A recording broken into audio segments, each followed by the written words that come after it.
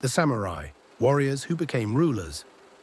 In the year 1185, on the waters of Dan no Ura, the Minamoto clan crushed their rivals in a naval battle that would reshape Japan forever.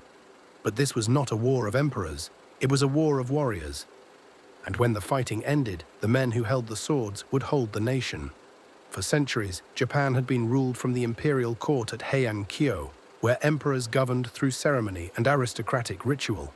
The Fujiwara family controlled the throne through marriage and manipulation, placing child emperors on the seat of power while they ruled from behind silk screens. But by the 10th century, that elegant system was fracturing. The court had lost control of the provinces. Powerful families built private armies to protect their estates from bandits and rival lords. These armed retainers were called samurai, those who serve. What began as hired protection evolved into something far greater. The samurai developed their own code, their own identity. They were trained from childhood in archery, swordsmanship, and horseback combat. While courtiers wrote poetry and debated the proper length of sleeves, the samurai mastered violence. And as imperial authority weakened, these warriors became indispensable. The court that once commanded Japan now depended on men it had long considered beneath its notice. Two clans rose above the others, the Taira and the Minamoto. Both claimed imperial descent, both commanded armies of samurai, and both wanted dominance over Japan. For a time, the Taira seemed victorious. They married into the imperial family, placed their infant grandson on the throne, and believed they had won. But the Minamoto regrouped in the eastern provinces, building alliances, gathering strength. Their struggle erupted into the Genpei War, 5 years of devastating conflict that left the old order in ruins. Battles raged from the northern mountains to the southern seas.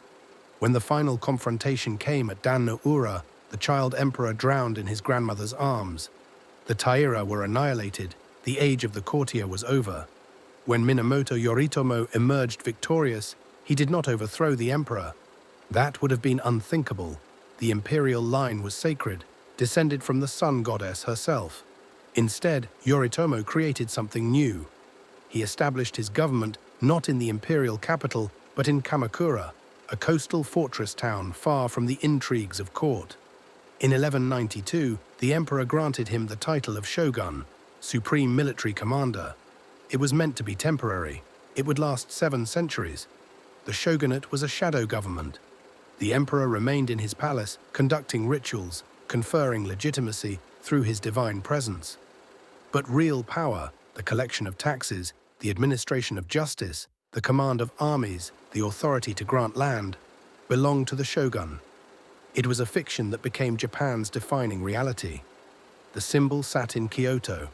The substance ruled from wherever the shogun chose to plant his banner. Under this system, the samurai transformed from warriors into rulers. They became administrators, judges, landowners. The shogun distributed estates to loyal samurai who governed as military lords or daimyo. Loyalty was repaid with land and titles. Betrayal was answered with the sword. Blood debts were paid across generations. This created a society built on hierarchy and duty. The samurai served their lords. The lords served the shogun. The shogun served the emperor, in theory. It was feudalism, Japanese style, and it would endure through multiple shogunate dynasties. The Kamakura, the Ashikaga, and finally the Tokugawa, who ruled until 1868. The system ossified Japanese society. The samurai became a hereditary class, set above merchants and farmers by law. Their code of Bushido, the way of the warrior, demanded absolute loyalty, ritual suicide over dishonor, and the perfection of martial skill even in times of peace. A merchant might grow wealthy, but he could never become samurai. A farmer's son would die a farmer. The emperor never vanished. He remained, century after century, in his palace, revered, powerless, eternal.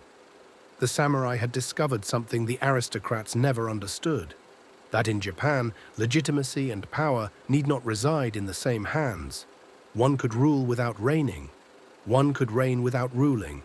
And so the warriors became lords, the sword became law, and Japan belonged to those who had seized it without ever claiming the throne.